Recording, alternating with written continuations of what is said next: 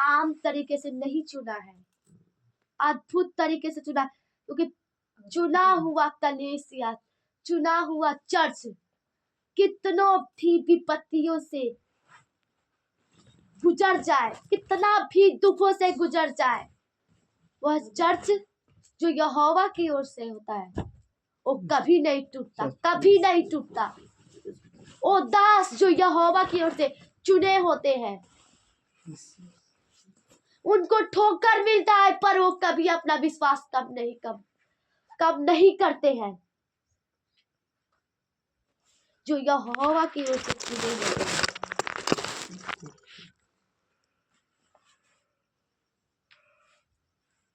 और वही चुनाव इस परमेश्वर ने इस चर्च को चुना है। परमेश्वर ने दिल से चुना है, दिल से चुना है, अपने दास को दिल से चुना है, खड़ा किया है। जो परमेश्वर का चुना हुआ होता है कोई भी विपत्तियों का वो सामना कर लेता है। चुने हुए व्यक्ति को परमेश्वर उसकी सहायता करता है, उसको समझाता, उसको सिखाता है।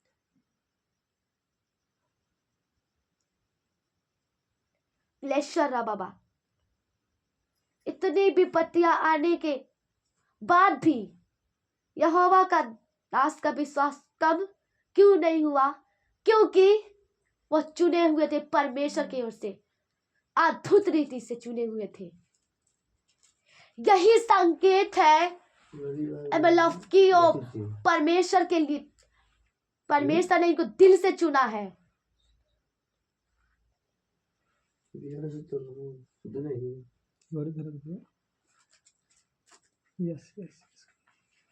बाबा, परमेश्वर अद्भुत रीति से खुदा चुना है अपने दास को।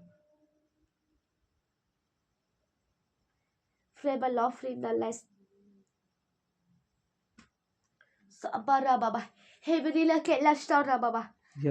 एक एक बातों को ध्यान से सुनो, टाइम आने पर सब बातें पूरी होंगी। बाबा, जितना तुम मांगते हो, जितना तुम परिश्रम करते हो, मेहनत करते हो, परमेश्वर कितना, कोई भी परिश्रम, कोई भी मेहनत परमेश्वर अनदेखा नहीं किया है।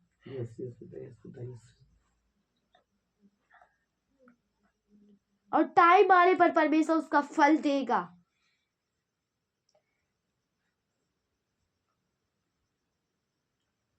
बाबा, परमेश्वर जिसको अद्भुत बनाना चाहता, सबसे अलग बनाना चाहता, परमेश्वर उसकी अलग परीक्षा लेता है। बाबा,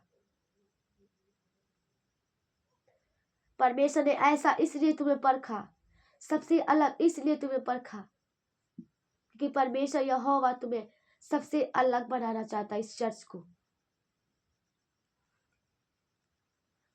उसकी मर्जी इस चर्च के लिए अलग थी। इसकी योजना परमेश्वर की योजना इस चर्च के लिए अलग थी, उसकी मर्जी अलग थी, क्योंकि परमेश्वर इस चर्च को अलग बनाना चाहता था और वैसा बनाएगा। मतलब समझ नहीं पा रहे बाबा, परमेश्वर हर चर्चों से, जितनी भी चर्चें हैं, सबसे इस चर्च को परमेश्वर अलग बनाएगा। मतलब क्या अलग? मतलब मसा जैसे अद्भुत काम जैसे और चर्च में नहीं होते हैं, वह काम इस चर्च में हो जाएंगे। जो और चर्च में जिस काम को यहोवा ने आज तक नहीं किया है, वह काम को इस चर्च में कर दिखाएगा।